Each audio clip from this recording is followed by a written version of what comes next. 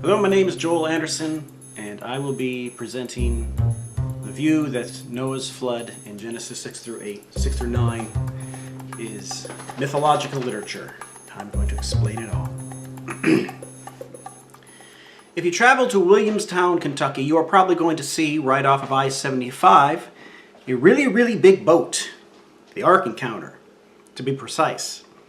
The purpose of the Ark Encounter, for all intents and purposes, is to try to convince people that the story of Noah's flood in Genesis 6 through 9 was an actual event in history. That a little more than 4,000 years ago there was a literal global flood that submerged the entire earth underwater. For Ken Ham, the historicity of a literal global flood just over 4,000 years ago isn't just a matter of opinion, or an issue of which Christians can have a different view on. For Ken Ham, the very authority of the Bible is at stake. And it's not just the historicity of Noah's flood. Anyone who is familiar with Ken Ham and modern young earth creationism knows that they claim that a literal historical interpretation of Genesis 1 through 11 is foundational to the gospel itself. If the earth wasn't created in 6 days a mere 6,000 years ago, if Adam and Eve weren't the literal first two people in history who lived with dinosaurs, and if there wasn't a global flood 4,000 years ago where Noah saved his family and 2 of every kind of animal on the earth, including dinosaurs, then Christ died for nothing. And if you don't believe that, so says Ken Ham, you are either a godless secular liberal or you are a compromised Christian, and probably liberal. I wanted to start off with that picture of Ken Ham and the young earth creationist movement to draw attention to the fact that more times than not, when it comes to debates like creation evolution, the historicity of Adam and Eve, or in this case, the historicity of Noah's flood, there's a whole mess of deeper issues, assumptions, and presuppositions that color our views and drive our opinions. And oftentimes, especially when it comes to these 3 debates in particular, opinions are drawn and presented along political lines. Liberals and secularists have one view, and conservatives and Christians have the opposite view. Well, that puts me in quite a situation, for I'm neither a liberal nor a secularist. I grew up in a conservative evangelical home, went to a conservative evangelical Christian high school, I've been a Christian my whole life, and never once have I voted for a Democrat. I believe the Bible is the inspired Word of God and completely true. Yet I do not believe the story of Noah's flood, or indeed anything in Genesis 1 through 11, is intended to be understood as trying to convey historical or scientific information. And I've had this view for over the past 20 years. So how does someone like me hold to a view like that? Well, it's simple. It's about context and genre.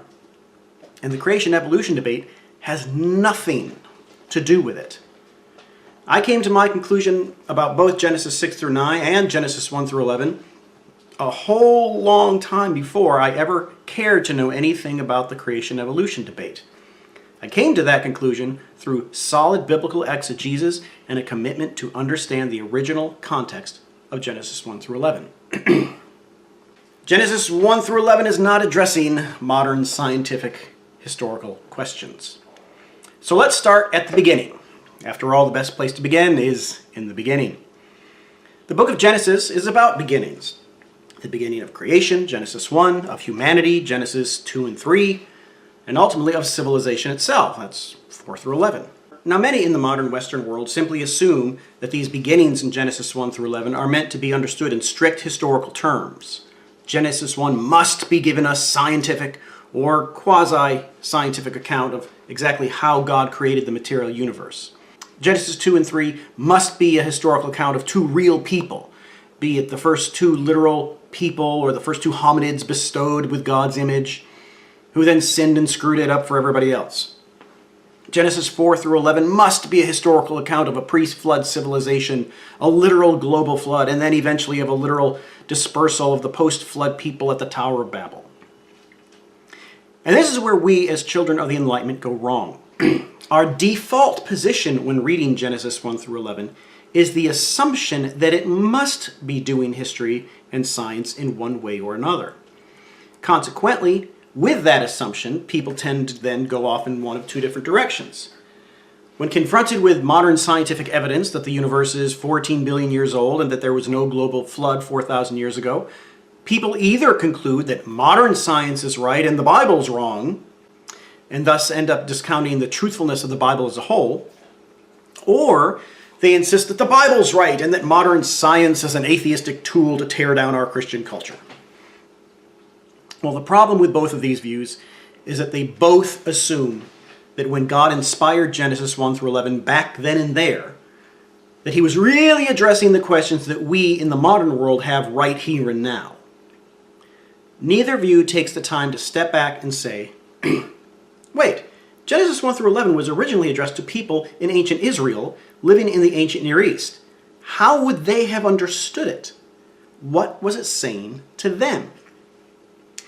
That is why I think that the way Genesis 1 through 11 is often used within the current creation-evolution debate is misguided. The fact is, the ancient Israelites were not 21st century Americans. They were not wrestling with modern scientific questions we wrestle with today. They were an ancient people living in a completely different culture, asking completely different questions about life than we tend to do today. They were living in the ancient Near East, and the ancient Near East was a thoroughly pagan and polytheistic culture. The people at that time were taught that there were many gods, that those gods were petty, violent, and dangerous.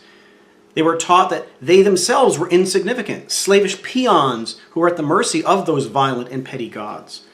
They were told that you had better offer your sacrifices and pay homage to those gods, not because they were good or loving, but because if you didn't, the gods could strike your insignificant life down in a flash. That was the kind of culture that the ancient Israelites were a part of. So we need to be sure we interpret Genesis 1 through 11 in light of that reality. In fact, in light of what happens with the Hebrews' worship of the golden calf at Mount Sinai so shortly after their leaving of Egypt, I think it's safe to assume that for all practical purposes, the ancient Hebrews were effectively pagans themselves. They might have had some memory of the God of Abraham, but they clearly had no qualms about crafting images and idols and bowing down to them, not only at Mount Sinai, but throughout the history of ancient Israel. Therefore, in light of all that, we need to realize that the key to understanding Genesis 1, Genesis 6 through 9, Genesis 1 through 11, or anything in the Bible for that matter, is to try to read it from the perspective of the original audience. We need to ask, what did this mean to them? We need to get into the sandals of the people of ancient Israel and read the Bible from their point of view. For what God inspired, he first and foremost inspired to reveal something to them in their own culture and situation. The fundamental question of genre and the proper understanding of myth. So let's get to the fundamental question that needs to be asked about Genesis 1 through 11 in general, and Genesis 6 through 9 in particular. What are we reading? What is its genre? We can't just assume it is trying to give historical details. If the original intent was not to convey historical information and we interpret it as history anyway, then we are going to be misinterpreting it. Now the answer I'm proposing is that the genre of Genesis 6 through 9, as of Genesis 1 through 11, is that of ancient Near Eastern mythological literature. I don't believe that Genesis 1 through 11 was intended to be understood as a scientific or historical account. In fact, we have a number of ancient Near Eastern texts that scholars have categorized as myth. They are the creation myths found in the Enuma Elish and the Baal cycle, as well as the flood stories found in Atrahasis and the Epic of Gilgamesh. And a lot of stuff in Genesis 1 through 11, specifically the Noah story, looks a lot like the stories in the ancient Near Eastern mythological literature. So we need to come to grips with that. Now obviously some people might freak out a bit and say, what? Are you saying the stuff in Genesis 1 through 11 is like those myths? Those aren't true. Are you saying the Bible isn't true? And that really is a problem, because that term, myth, is a really loaded word. And in many ways it is probably too simplistic and misleading of a term if one doesn't take the time to explain exactly what one means. Personally, whenever I hear someone say something in the Bible is a myth, I cringe, because 9 times out of 10, when someone says, oh, the Bible is a myth, they really mean, The Bible is a bunch of fairy tales, it's superstitious nonsense made up by illiterate Bronze Age farmers. It's weird and stupid, and no one who knows anything about science can believe it is true. So let me be absolutely clear. That is not what I mean when I say Genesis 1 through 11 is ancient Near Eastern mythological literature. When I use the term myth, I am using it in its proper academic sense as a way to describe the genre of a given piece of writing. Properly understood, myth is nothing more than the category of literature that scholars use to designate the stories of the ancient world that attempted to articulate a culture's worldview beliefs in regard to what they believed about the gods and their relationship to mankind. In that respect, myth is simply a genre category, just like parables, histories, poetry, proverbs, legal material, you name it. In fact, I just finished writing on my blog about the absurdity of the current mythicist movement and people like Richard Carrier, who try to claim that the Gospels are a myth and Jesus never existed. The fundamental problem with Carrier, of course, is that he is obfuscating the accepted academic understanding of myth as a genre of literature by using the term simply as a pejorative. The result is that not only are his claims utterly ridiculous, but they actually make it virtually impossible for people to understand what ancient mythological literature really was and what its purpose was. Therefore, it's really important for us to cut through all that nonsense and to understand just what ancient myth really was. Ancient Near Eastern mythology and the example of Genesis 1. The first thing to realize is that in the ancient Near East, there was really no such thing as history writing, because human beings were not seen worthy enough to tell of their history. You simply had myths about the gods and the recorded annals of kings. But the concept of writing history about normal people like nomads, shepherds, prostitutes, slaves, that was just non-existent. At most, the ancient Near Eastern myths were told to solidify and justify the rule of an empire or a ruler who wanted to maintain their power and continue to oppress the majority of what they deemed to be worthless humanity. And this leads us to the second thing to realize about ancient Near Eastern mythology. Ancient Near Eastern myths were decidedly non-historical, for they were about the realms of the gods who existed outside of history. Their purpose was not to convey historical information, but to articulate that given culture's worldview. What they believed about the character of the gods, what they believed about what it meant to be a human, as well as what they believed the ultimate purpose and meaning of life was. Simply put, they used myth to explain their beliefs and their worldviews, not to convey historical information. Let's just take, for example, the difference between Genesis 1 and other ancient Near Eastern creation myths. Now, if you were a pagan in the ancient world and you came across Genesis 1, what things would jump out to you? Well, I'll tell you. You'd realize that what Genesis 1 was saying about God, creation itself, and human beings was something you had never heard before. Side note, ancient Near Eastern cosmology. What made Genesis 1 so revolutionary in the ancient world was not its basic conceptual understanding or cosmology of the universe. That description would have been something that the ancient Hebrews would have been familiar with. The people in the ancient world did not picture the earth as a blue sphere suspended in space. In fact, they didn't even have the same concept of space. How could they?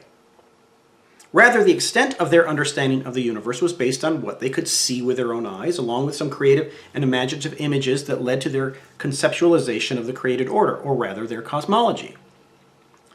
If you want to get a grasp of how the ancient world viewed things, picture a snow globe placed on one of those fake coral reefs that people often put in their fish tanks, with the snow globe itself actually being underwater, but with the disk inside the snow globe obviously being dry because it's underneath the dome of a snow globe.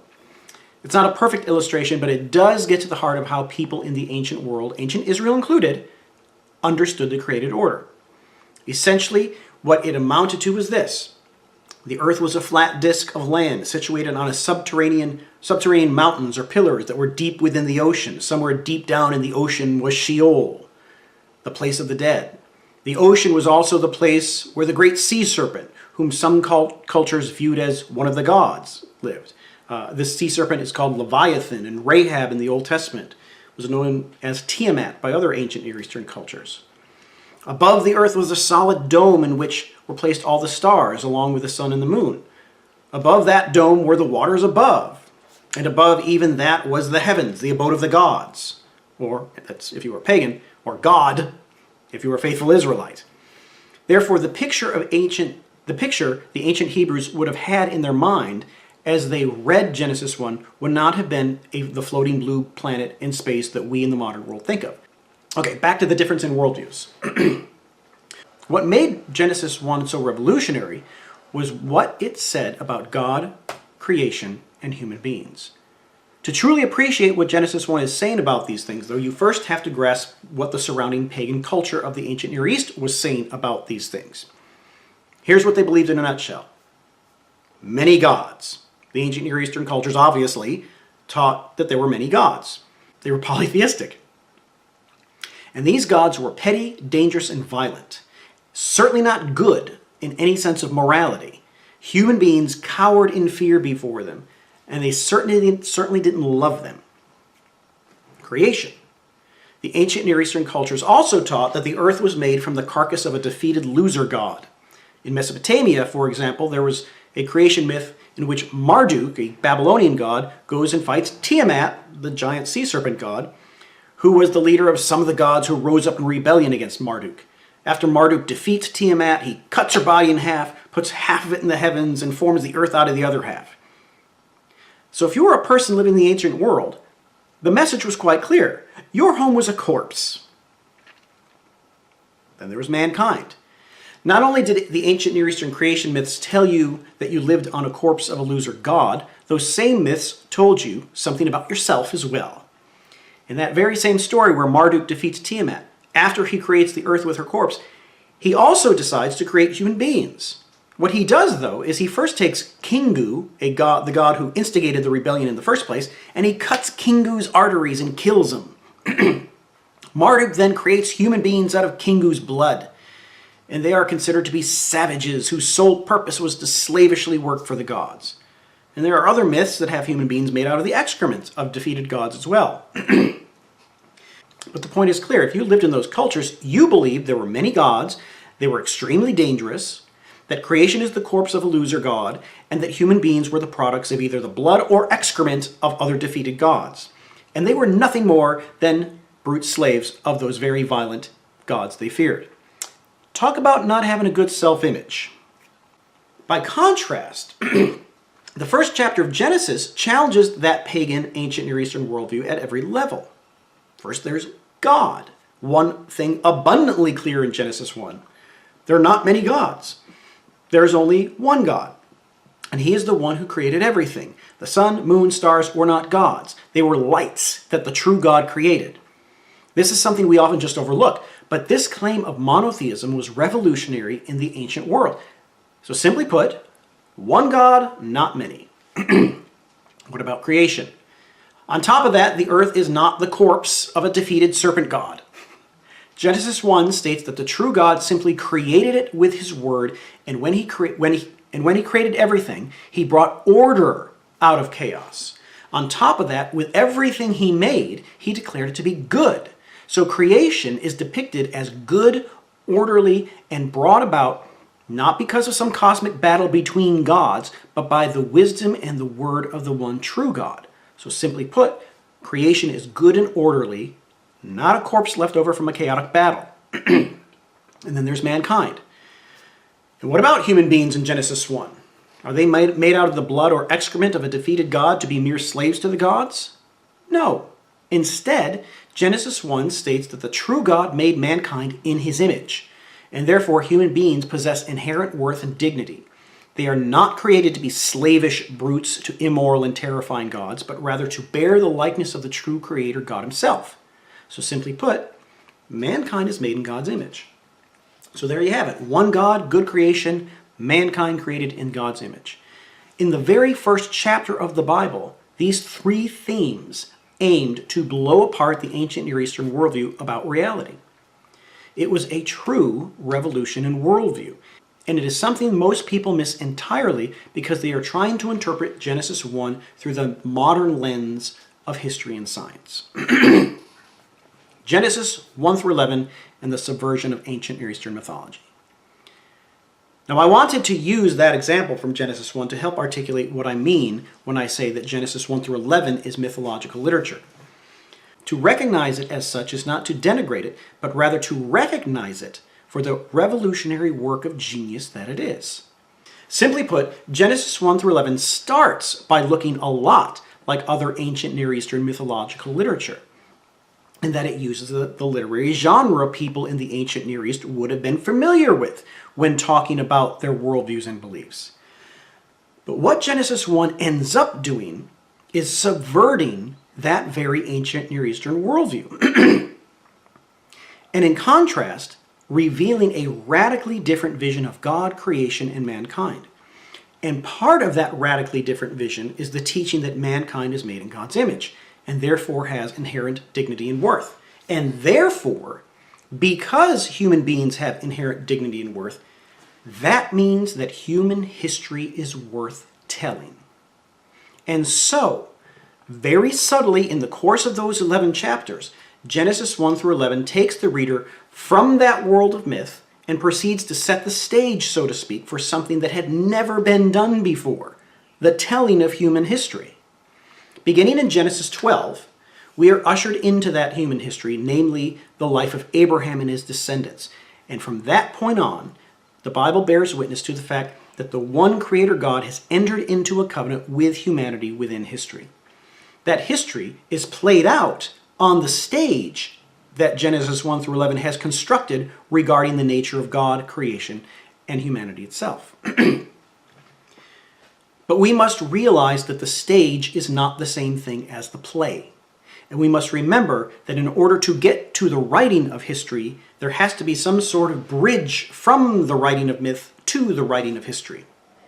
I believe Genesis 1 through 11 serves that purpose. And to be clear, Genesis 1 through 11 is certainly narrative, but it's not historical narrative. It's not giving historical details. It's addressing and subverting the ancient Near Eastern myths of that time by using that genre to teach the truth about God, creation, and mankind. Setting the stage, the literary structure of Genesis 1 through 11. Now, Genesis 1 through 11 gives us the fundamental biblical worldview lens through which we are to view God's involvement in human history. If it provides the stage and backdrop for the telling of God's involvement in human history, it is best that we understand how that stage is constructed by looking at the literary structure of Genesis 1 through 11. And if you want to understand Genesis 6 through 9, you have to understand its place within the larger literary structure of Genesis 1 through 11. Now, the easiest way to do this is to give you a visual. I came up with this flow chart of Genesis 1 through 11 over 20 years ago in order to help my high school students get a better grasp of how Genesis 1 through 11 fits together. When seen in this way, it becomes clear that Genesis 1 through 11 really comes in two parts. A, Genesis 1:1 to 6:4, from the story of creation to the story of the Nephilim, and B, Genesis 6:5 to 11:9, from the story of the flood to the story of the Tower of Babel, with Genesis 11:10 through 32 serving as the genealogical link to the story of Abraham. Within Genesis 1 through 11, we find that the narrative movement of the first part, Genesis 1:1 to 6:4, is essentially repeated in the second part, Genesis 6:5 to 11:9. And the key theme that runs throughout it all is what I call the War of the Offspring. Essentially, the narrative flow looks like this. A, God creates a hospitable world out of the primordial waters of chaos. That's Genesis 1. B, God creates and then enters into a covenant with humanity as rulers of his creation. That's Genesis 2. C, when humanity sins, God immediately declares war on the serpent's offspring and promises to defeat the serpent's offspring through the woman's offspring. That's Genesis 3. D, this war is fought within humanity itself and can be seen in the first two offspring of Adam and Eve. That's Cain and Abel. By virtue of killing Abel, Cain shows himself to be the serpent's offspring, and thus is banished.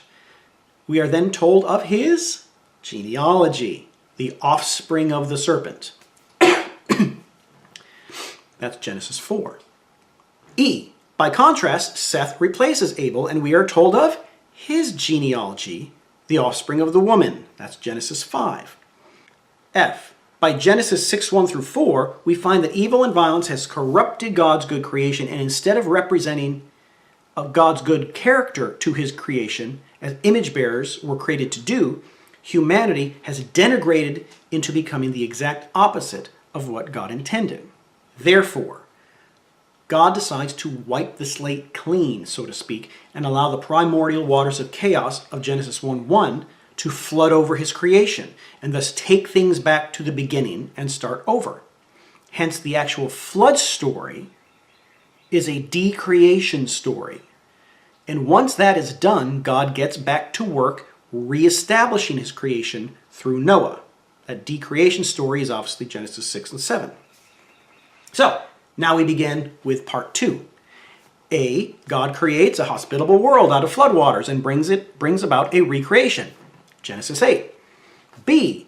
God brings out Noah and his family from the ark and enters into a covenant with Noah and all his offspring after him. God blesses Noah, just like Adam. God commands Noah to be fruitful and multiply, just like Adam. God articulates for Noah what they are allowed to eat, just like Adam. And God also gives a prohibition to Noah and his family, just like Adam. Noah thus is essentially Adam 2.0. God also promises never to destroy the earth with the floodwaters again. That's Genesis 9:1 through 17. And finally, there is the reiteration that human beings are made in God's image. The point of 9:1 through 17 is quite clear. God establishes covenant with Noah, his offspring, and all flesh, and he promises never again to destroy the earth with a flood. C. Yet, when Noah gets drunk and exposes his nakedness in his tent, just like Adam and Eve realized they were naked after they sinned, we find Ham looks upon his father's nakedness while Shem and Japheth, I can never say that name, cover their father's nakedness. The war of the offspring is still being played out within humanity, within Noah's own family. That's Genesis 9:18 to 29. D. The offspring of the serpent is thus depicted in the genealogy of Ham. And within Ham's line, we find all the bad nations and peoples that crop up in the Old Testament. That's Genesis 10:6 through 20. E. By contrast, the offspring of the woman is depicted in the genealogies of Japheth, Genesis 10:1 through 5, and, more importantly, Shem, Genesis 10:21 and 32. F. By Genesis 11:1 through 9, we find once again that humanity is corrupting God's purposes for his creation. There are a number of literary connections between this passage and Genesis 6:1 through 4, such as the Nephilim are literally described in the Hebrew as men for a name, and the people of Babel wanted to make a name for themselves. That's a side note. So, of course, since God had promised never to destroy the world through a flood again, the key question at the end of Genesis 11 becomes, how will God deal with sin now? If the flood didn't wipe out the serpent's offspring, what will God do next? The answer comes through the offspring of Shem, for it is in his genealogy that we find the children of Eber, the Hebrews. It is through them, the offspring of the woman, that we get to Abraham. And so what we see in the course of Genesis 1 through 11 is this. Genesis 1 through 2 emphasize there is only one God, that his creation is very good, and that human beings are made in God's image. Yet in Genesis 3, it also states that despite being made in God's image, human beings sin and are in bondage to death.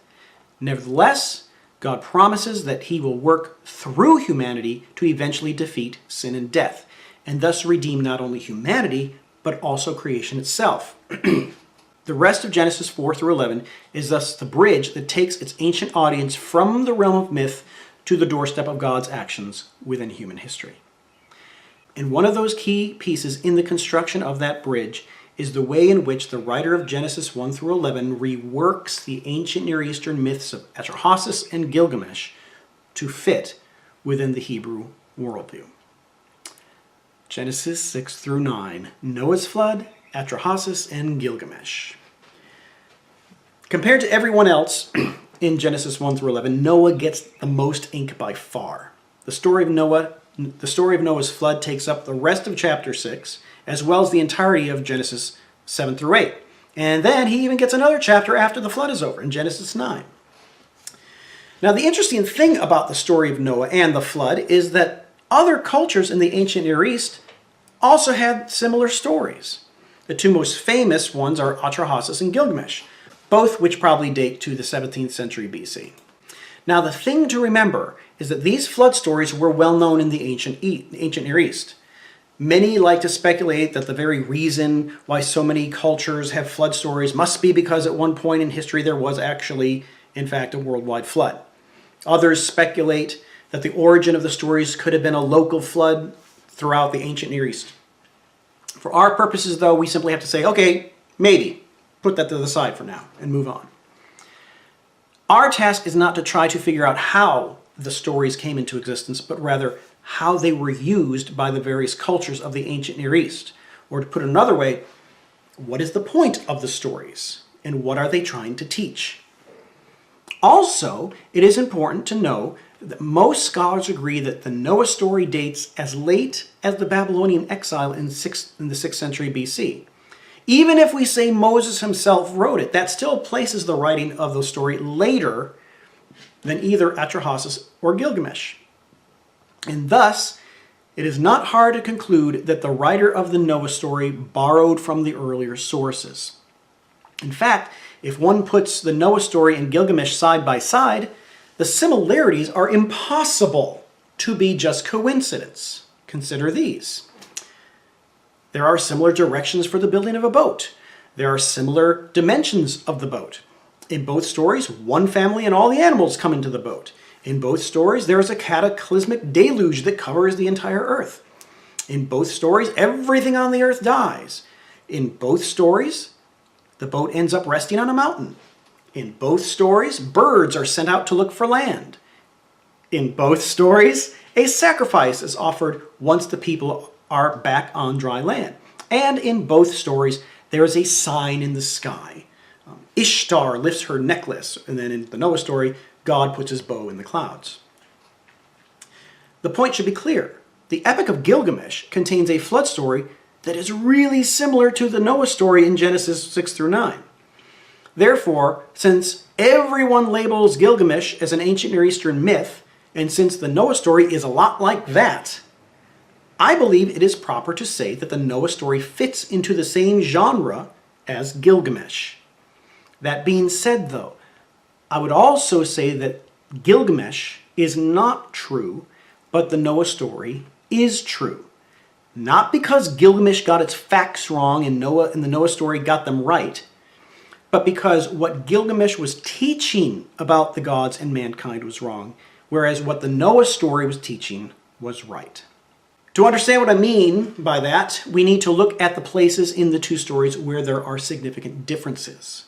First, in Gilgamesh, the reason why the gods send the flood is because human beings were being too loud, and the gods were unable to get any sleep. By contrast, the reason why God sends the flood in Genesis 6 is because the wickedness of mankind was too great. Secondly, in Gilgamesh, we are told that the gods of Mesopotamia were terrified of the flood. So they flee to the upper reaches of heavens where the god Anu has his abode. Before they enter, we are told that they crouch and cower like dogs. By contrast, in the Noah story, the God of Israel is in complete control of all of nature. He has the power to turn the faucet on, and he has the power to turn it off. He is the creator God, and he is not afraid.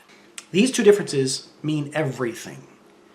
Now, what I want to emphasize is how easy it is for us in the modern world to miss the point of the Noah story.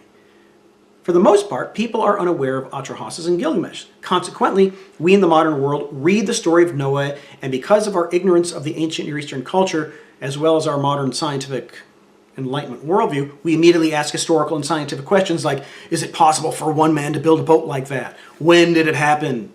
Is there any evidence of a worldwide flood? We thus assume that the validity of the Noah story depends on whether or not it could be historically or scientifically proven.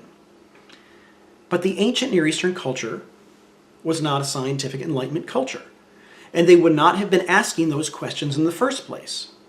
Sure, it's very possible that the people assumed such a story really happened, way back when. But that simply wasn't the real point. The purpose of the stories was to teach that particular culture's worldview and beliefs about the gods and human beings. And if you were a pagan who grew up listening to either Atrahasis or Gilgamesh, there was one thing that was crystal clear when it came to the gods. They were petty and dangerous and kind of rather psychotic. Think about it. Think about it. Think back to when you were a kid and had a sleepover with your friends. You know, it's getting late, you should all be going to sleep, but you're having too much fun and you're getting a little loud. And then your parents break down your bedroom door and you see they are holding flamethrowers in their hands. They shout at the top of their lungs, "We told you pathetic leeches to shut up!"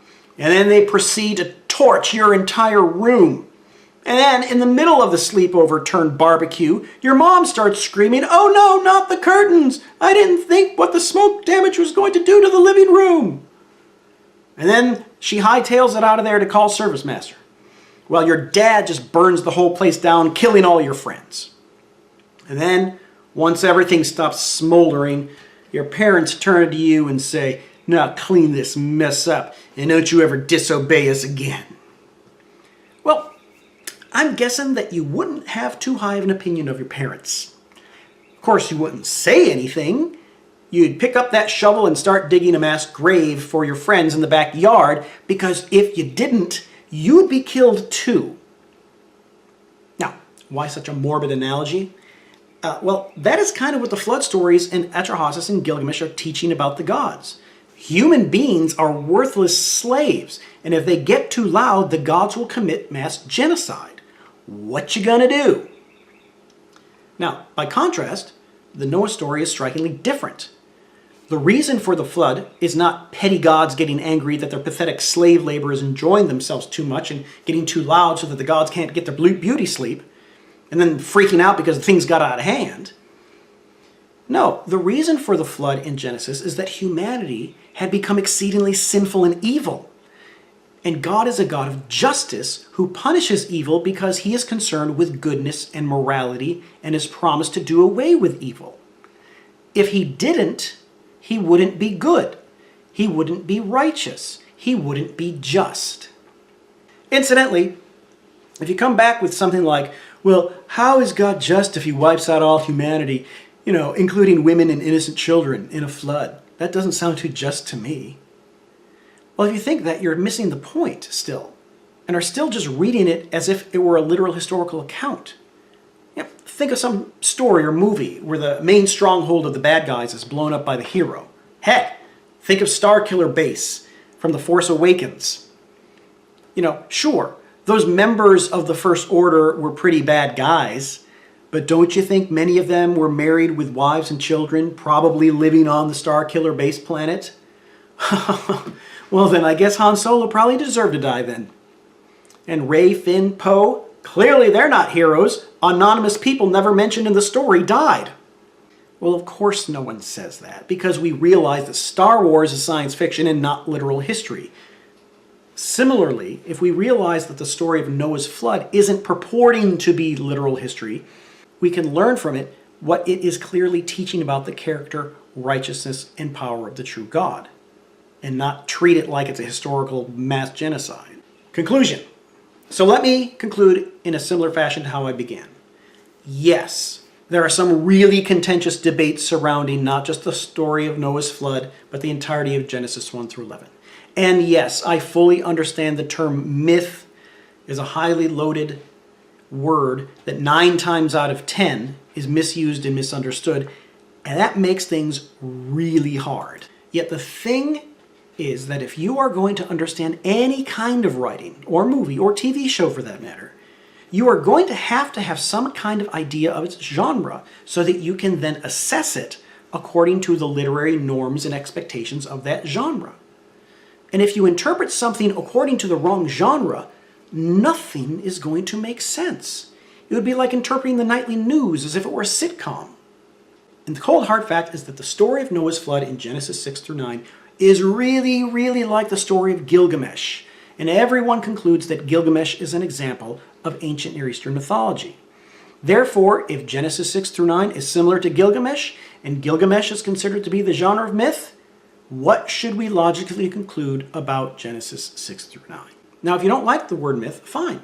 But when it comes to genre, whatever you call Gilgamesh, you really should also call the story of Noah's flood, because the basic story is the same. Genesis 1 through 11 is crucial to understanding the rest of the historical biblical story, and is actually foundational to the gospel. But what makes it foundational isn't that it is accurate historical information. What makes it foundational is that it sets out the fundamental worldview through which we are able to make sense of the entire biblical story. Like I said earlier, it sets the stage for biblical history, but the stage is not the play itself. And with that said, let me just list the main points I want you to take away from this initial presentation. Number one, properly understood, myth is not a pejorative that says something isn't true. Properly understood, myth is a genre of ancient literature. And I believe that God can inspire his word in any genre he so desires, be it history, prophecy, laws, parables, or whatever. He's the creator God. He has the freedom to use creative means. 2. The ancient Near Eastern genre of myth was used to convey a culture's basic worldview and articulated their beliefs about ultimate purpose and meaning, particularly what they believed about the gods and human beings. Ancient Near Eastern myth was not attempting to do history or science. Number 3, the ancient Israelites were part of the ancient Near East, and thus used the same genre of myth to communicate their basic worldview and beliefs. But while they used that genre, they radically subverted the pagan ancient Near Eastern worldviews around them. 4, by insisting that human beings were created in God's image, Genesis 1:26 and 27 declared that human beings have inherent dignity and worth, and thus they introduced the very concept of history writing in the ancient world. More than any other culture in the ancient world, the Jews were obsessed with history. The justification for writing of their history came from the worldview stage they had constructed with the ancient Near Eastern genre of myth. Number 5, there is a clear literary structure to Genesis 1 through 11 that serves not only to articulate the basic worldview of ancient Israel, but also to take the reader from the world and genre of myth to the doorstep of history, beginning in Genesis 12 with Abraham. 6, at the very least, one needs to acknowledge that the story of Noah's flood in Genesis 6 through 9 is an integral part to the clear literary structure of Genesis 1 through 11. In addition, one needs to acknowledge that Genesis 6 through 9 looks a lot like Gilgamesh. So whatever genre label you give Gilgamesh, the story of Noah should have the same label. Finally, when it comes to the question of whether or not Noah's flood was an actual historical event, for now, let's just say maybe. But I think it is ultimately irrelevant. It would be like asking, in the parable of the Good Samaritan, did Jesus know of an actual Samaritan who helped a Jew who had been beaten up? Well, maybe he did. Maybe he took that historical event and turned it into a parable. That's possible. But it doesn't change the fact that the parable of the Good Samaritan is a parable, and that Jesus told it to answer a question about who is one's neighbor whom one should love. Whether or not the parable has a historical basis is irrelevant to the situation Jesus was addressing. No one is going to say, oh, if that parable isn't historical, then it's not true, because we understand the genre of parables and that parables aren't trying to do history. Now, I submit the same principle holds with Genesis 1 through 11, and specifically the story of Noah's flood. Whether or not the story is rooted in actual history, that doesn't change the fact that the story comes to us in the genre package of ancient Near Eastern myth. And like I said, I'm okay with that. God has the right to use whatever literary genre he chooses. If the story of Noah's flood is rooted in history, if there really was a worldwide flood 4,000 years ago, then we should find evidence of it in modern scientific disciplines like geology, biology, paleontology, and genetics. I'll let my fellow debaters make the case for that.